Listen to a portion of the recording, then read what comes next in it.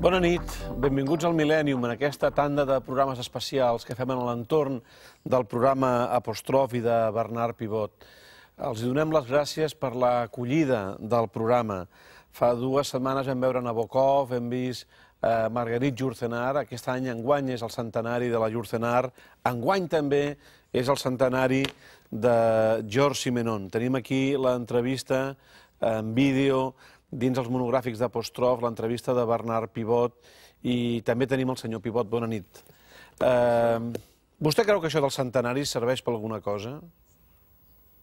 Oui, oui, bien sûr, c'est bon un centenaire. D'abord, ça prouve qu'on parle encore de ces écrivains-là, qui ne sont pas oubliés, et puis ça les remet dans l'actualité, ça leur redonne, si j'ose dire, une autre jeunesse, et tout d'un coup c'est l'occasion de publier des inédits ou de publier, regardez comme pour Simenon. Simenon est entré dans la collection prestigieuse de Gallimard, la Pléiade, en 2 volumes, et donc là il y a eu une ruée de nouveau sur l'œuvre de Simenon grâce à ces nouvelles éditions. Il y a des biographies, il y a donc tout un mouvement d'intérêt et même de passion autour de ces écrivains dont on fête le centenaire, et c'est particulièrement vrai pour Georges Simenon. L'any vinent a Espanya, i espero que a tota Europa, se celebra el centenari del Quixot, que és un dels llibres que vostè recomana en el seu cànon, perquè vostè també ha fet un cànon literari una mica divulgatiu per saber quins són els llibres que s'han de llegir, entre els que dedica Espanya fa esment el Quixot. Vostè creu que el Quixot l'hem d'empènyer molt perquè sigui més conegut fora d'Espanya? On a toujours intérêt à pousser un livre pour qu'il soit un bon livre, surtout un grand chef-d'œuvre de la littérature, mais on a toujours intérêt effectivement à le pousser, à profiter de toutes les occasions pour faire. C'est pourquoi d'ailleurs je suis favorable au prix littéraire, au salon du livre, aux fêtes du livre, au centenaire, au bicentenaire, parce que chaque fois ce sont des occasions de parler du livre, de parler des écrivains et d'inciter surtout le public à aller en librairie, à acheter les livrages et à les lire. Donc toutes ces occasions-là sont bonnes à prendre. I com ho faria amb els joves? Perquè sembla que no vulguin llegir gaire, almenys al nostre país. Dans tous les pays, c'est pas seulement en Espagne, vous savez, parce que les jeunes, ils ont à leur disposition maintenant des ordinateurs, des jeux vidéo, ils vont au cinéma, donc le temps n'est pas extensible et fatalement le livre pâtit de... Mais il ne faut pas non plus exagérer. Moi, je connais des jeunes gens qui continuent de lire énormément. Dans toutes les générations, il y a des gens qui ne lisent pas et puis des gens qui continuent de lire passionnément. Mais justement, c'est toutes ces fêtes, je ne dis pas les centenaires, parce que là, les centenaires, ça indispose un peu les jeunes gens, mais quand il y a des prix littéraires, quand il y a une effervescence une vraie effervescence autour d'un livre, lorsque vraiment on sait capter l'attention des jeunes sur un écrivain, je crois que c'est très bon pour eux, ça les incite à lire. Potser descobreixen els més joves que a vegades llegint un llibre els hi pot canviar la vida, o alguns aspectes de la seva vida. A vostè el va tocar molt de prop l'entrevista que va fer amb Georges Simenon, perquè era una entrevista dura. Ah oui, parce que, vous savez, ça a été un coup de tonnerre. Simenon avait dit qu'il ne publierait plus jamais de livres, et puis voilà qu'on annonce les mémoires intimes de Georges Simenon. Stupéfaction, on se dit, mais qu'est-ce qui lui arrive? Et il a expliqué tout de suite qu'il avait écrit ses mémoires, un gros volume, en raison du suicide de sa fille Marie-Jo. Évidemment, pour un père, le suicide d'une fille, c'est un échec, c'est un drame. Et si j'ose dire, à la faveur de ce drame, mais je devrais dire à cause de ce drame, il a voulu finalement revenir sur lui, et notamment sur ses rapports avec Marie-Jo, qui ont été très difficiles, et puis ce livre dédié à Marie-Jo, mais aussi qui contient des textes de Marie-Jo, qui s'essayait à la poésie un peu maladroitement, qui adorait son père, et son père adorait cette fille, et à un moment, vous verrez d'ailleurs dans l'entretien, on se demande même...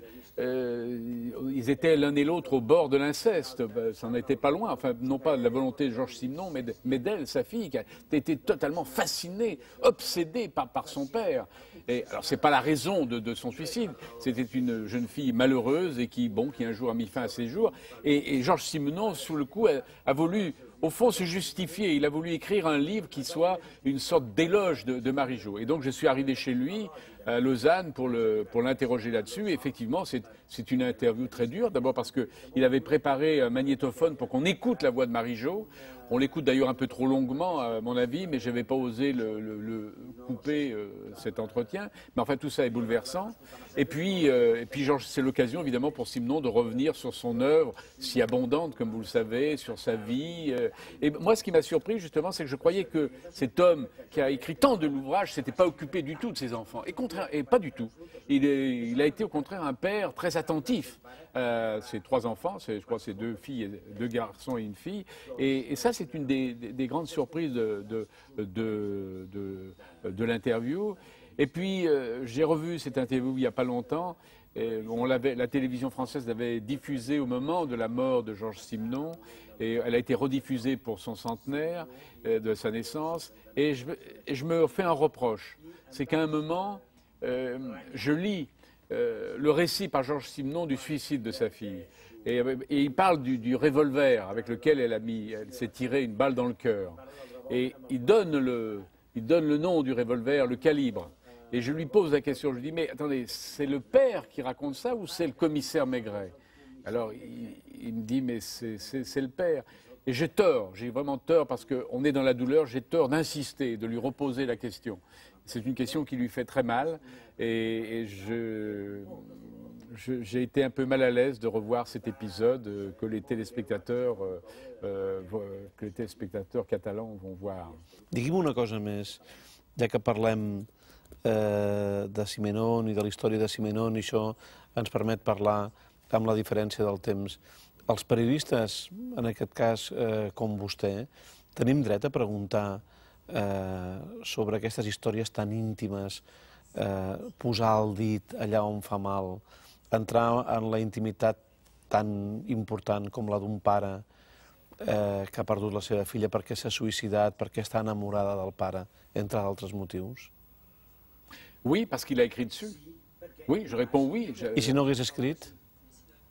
Ah, j'aurais jamais osé. J'aurais jamais lui posé des questions sur un drame aussi douloureux. L'aurais-je même rencontré hors des caméras, j'aurais même pas osé lui poser la question. Mais c'est lui qui prend l'initiative de publier un livre, de raconter ses relations avec sa fille, de raconter d'ailleurs sa vie. Il raconte sa vie, pas seulement sa vie avec sa fille, mais sa vie amoureuse, sa vie d'écrivain, sa vie d'homme angoissé et en même temps calme. Et donc, si lui décide d'en parler, je ne vois pas pourquoi je ferai l'économie de quelques questions sur cet épisode aussi douloureux. Mais en même temps, peut-être ai-je trop insisté sur le point sur le point dont j'ai parlé et que j'ai évoqué il y a quelques instants.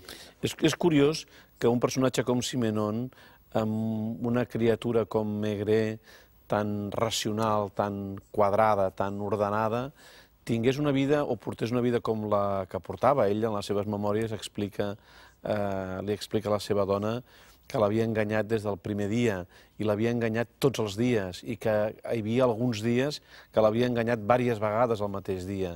No el va sobtar veient aquella persona que fos capaç de portar aquesta doble, triple vida?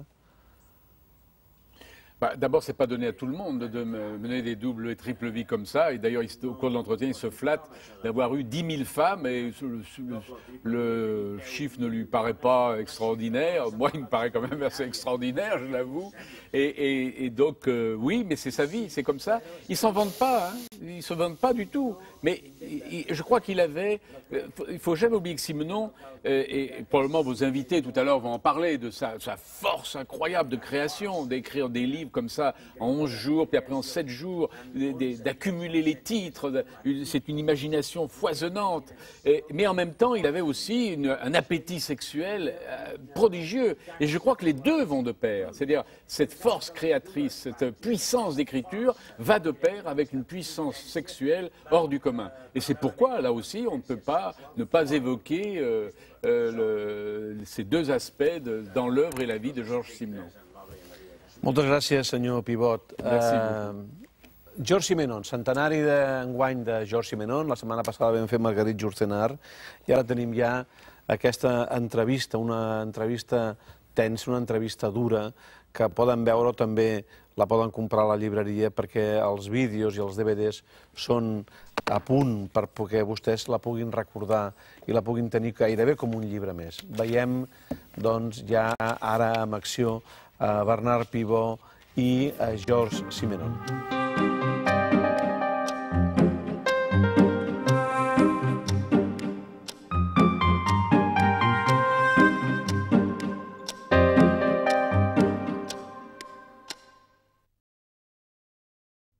Il était inimaginable à ce moment-là que vous puissiez écrire et publier ce livre terrible intitulé Mémoires intimes. Alors que s'est-il passé entre-temps? Eh bien, il s'est passé beaucoup d'événements, y compris surtout un événement capital pendant ma vie, c'est la mort de ma fille. Mais elle est morte, elle s'est suicidée. Elle s'est suicidée. Bon, et ça, évidemment, c'est un drame pour un père. Ça a été un drame épouvantable. Est-ce que les téléspectateurs pourraient entendre un texte qui est très beau, qui s'appelle L'Angoisse?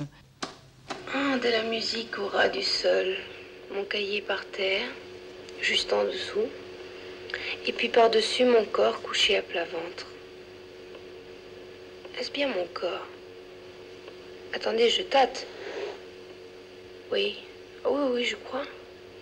Enfin, du moins, il y ressemble.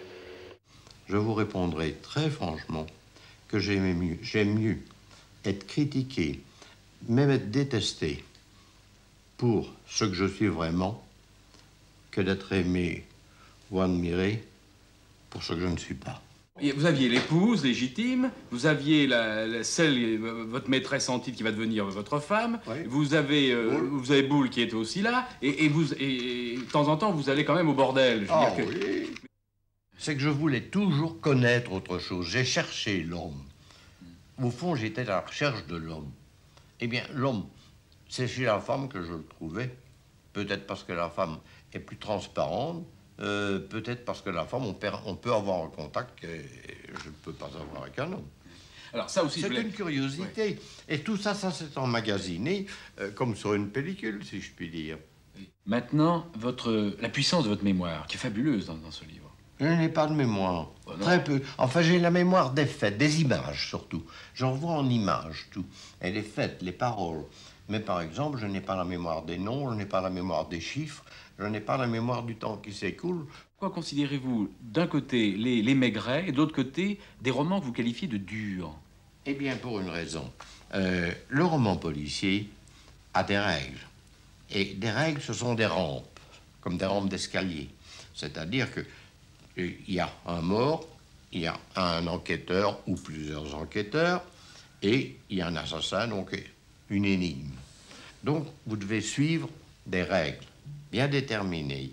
Tandis que ce que j'appelle mes romans durs, c'est pas moi d'ailleurs qui ai dit dur le premier, c'est tout simplement des romans où il n'y a pas de rampe. Quand j'ai senti que j'étais capable d'écrire un roman sans rampe, c'est-à-dire sans avoir telle et telle règle à suivre, j'ai écrit ce que j'ai appelé mes romans durs. Je me réfugiais dans le roman. Donc le roman était dans une toute autre atmosphère que la vie que je menais. Et jamais je ne me suis servi ni de mon entourage, quel qu'il soit, pour mes romans. C'était pas ma vie, et comme je ne me suis jamais mis moi-même dans un de mes personnages.